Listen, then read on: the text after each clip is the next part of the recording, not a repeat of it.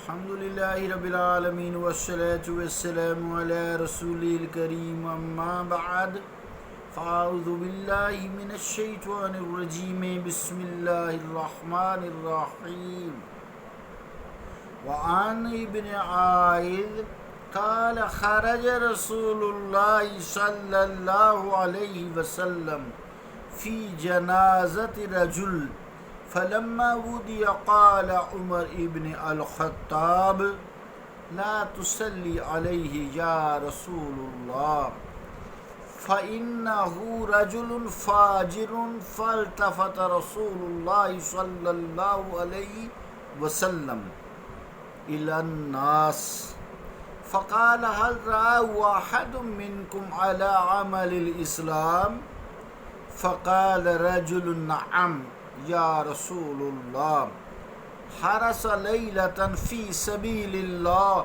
فصلى عليه رسول الله صلى الله عليه وسلم وحتى عليه التراب فقال أصحابك يظنون أنك من أهل النار وأنا أشهد أنك من أهل الجنة وقال يا عمر إنك لا تسأل عن أعمال الناس ولكن تسأل عن الفطرة رواه البيهقي في شعب الإيمان صدق اللہ و صدق الرسول الکریم.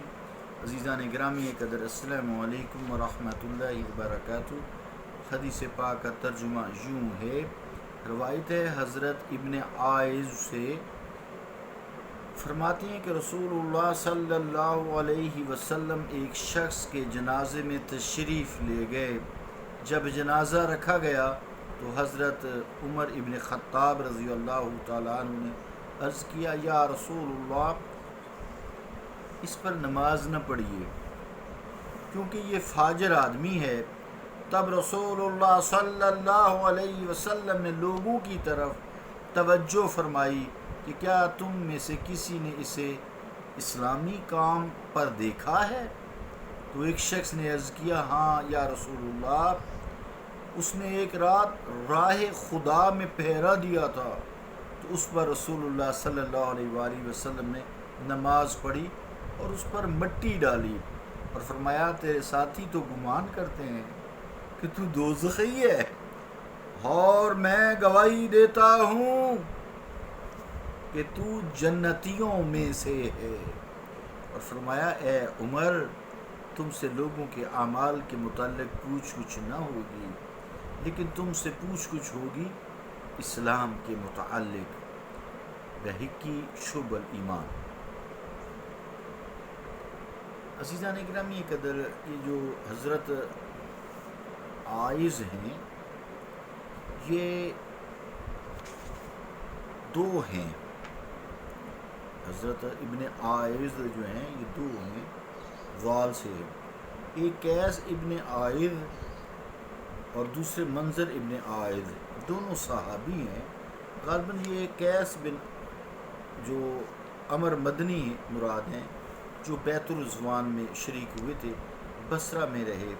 حضور علیہ السلام جب وہ فوت ہو گئے تو ان کی نماز جنازہ پڑھانے کا ارادہ فرمایا اور تشریف لے گئے.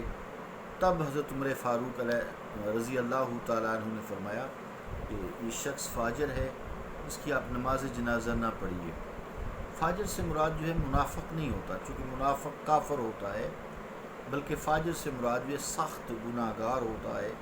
یعنی حضرت عمر فاروق رضی اللہ تعالیٰ عنہ نے فرمایا کہ جہاں تک میرا علم ہے اس سے میں نے کبھی کوئی نیکی کا کام کرتے ہوئے نہیں دیکھا. یہ نیکی کا کام تو نہیں کرتا تھا، گناہ کرتا تھا، برائیاں کرتے البتہ میں نے اس کو دیکھا ہے. حضور کریم صلی اللہ علیہ وآلہ وسلم آپ اس پہ نماز نہ پڑھیں تاکہ آئندہ لوگ عبرت پکڑیں. انما الاعمال بالنیات، نیت یہی ہوگی نا کہ بھئی تاکہ لوگ دیکھیں گے کہ حضور علیہ السلام نے نماز نہیں پڑھی تو لوگ گناہ سے باز رہیں گے، بچیں گے اس خوف سے بھی، تو آئندہ لوگ پھر عبرت پکڑیں اور گناہوں سے باز رہیں. کیونکہ حضور کریم علیہ السلام جس شخص کے اوپر قرض ہوتا تھا اس کی نماز جنازہ نہیں پڑھتے تھے، کسی دوسرے صحابیوں میں سے کسی صحابی سے کہہ دیتے بھی تم اس کی نماز پڑھ لو، آپ خود نہیں پڑھتے تھے۔ حضور کریم علیہ السلام نے بجائے اس کے کہ یہ پوچھیں حضرت عمر فاروق سے بھی تم بتاؤ کیا گواہی دیتے ہو کہ کون کون سے اس سے گناہ ہوئے ہیں، یہ نہیں پوچھا، بلکہ لوگوں سے پوچھا کہ کیا تم نے اسے کوئی نیک کام کرتے دیکھا ہے، اسلام والی کام، اسلامی کام، نیکیوں کا کام کو کرتے دیکھا ہے جو اللہ کے رسول کا حکم ہے۔ مراد یہ کہ اس کے عیوب چھپے رہیں اور اس کی نیکیاں ابھریں، اجاگر ہوں، لوگوں کے سامنے ہوں اور لوگ گواہ بھی بن جائیں۔ سبحان اللہ، اے مصطفیٰ آپ لوگوں کی عیب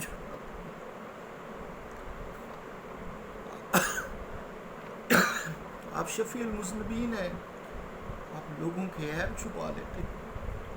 کیسا طریقہ اختیار کیا کہ دیکھو نیکی اس کو کرتے دیکھا ہے۔ اس طرح پھر ایک صحابی نے کہا ہاں یا رسول اللہ علیہ وسلم، میں نے انہیں نیکی کرتے دیکھا ہے کہ لشکر اسلام تھا تو صحابہ کو انہوں نے کہا تھا تم سب سو جو میں پہرا دوں گا تاکہ کوئی دشمن اس لشکر پر حملہ نہ کر سکے۔ ایک رات کا انہوں نے پہرا دیا تھا، میں گواہ ہوں۔ تو حضور کریم علیہ السلام نے نماز جنازہ پڑھی۔ معلوم ہوا کہ حضور کریم علیہ السلام نے اس کے تمام گناہ نظر انداز فرما دیے اور اس کی ایک نیکی کی گواہی لے کر نماز پڑھی اور ساتھ اسے جنت کی بشارت بھی تھی کہ لوگ تو تجھے کہتے ہیں کہ یہ جہنمی ہے، لیکن میں اللہ کا رسول صلی اللہ علیہ وسلم گواہی دیتا ہوں کہ تو جنتی ہے۔ ابھی قیامت آئی بھی نہیں، حساب کتاب بھی نہیں ہوا، آپ جنتی کی گواہی دے رہے ہیں۔ وَكَذَلِكَ نُوحِيهِ إِلَيْكَ مِنَ الْأَنْبَاءِ الْغَيْبِ، یہ خبر غیب ہے نا۔ اے مصطفیٰ ہم آپ کی طرف ایسے ہی غیب کی خبریں نازل کرتے ہیں۔ وَيَكُونَ الرَّسُولُ عَلَيْكُمْ شَهِيدًا، القرآن، اور رسول کریم علیہ السلام لوگوں پر گواہ ہیں۔ تو آپ نے گواہی دی کہ لوگوں میں اس کی نماز جنازہ پڑھی ہے، میں نے قبر پہ مٹی ڈالی ہے۔ سبحان اللہ، اس کی کیا قسمت تھی کہ اس کو سب صحابہ کے سامنے کہا بھئی یہ جنتی ہے، آئندہ اس کو تم جہنمی نہ کہنا۔ عزیزان گرامی قدر، اس طرح پھر حضور کریم علیہ السلام نے پھر حضرت عمر فاروق رضی اللہ تعالیٰ عنہ کی طرف توجہ فرمائی اور کہا اے عمر، یہ ہمارے لیے نصیحت ہے، ہم دوسروں کو کہتے ہیں، خود اپنا گریبان نہیں دیکھتے، اپنے گریبان میں نہیں جھانکتے کہ اے عمر، تم سے قیامت والے دن لوگوں کے اعمال کے بابت نہیں سوال کیا جائے گا بھی اس نے کیا کیا، اس نے کیا کیا، اور تمہاری گواہی جو ہے وہ قبول نہیں۔ اس طرح تم سے تمہارے اپنے بارے میں سوال کیا جائے گا کہ تم نے کیا کیا۔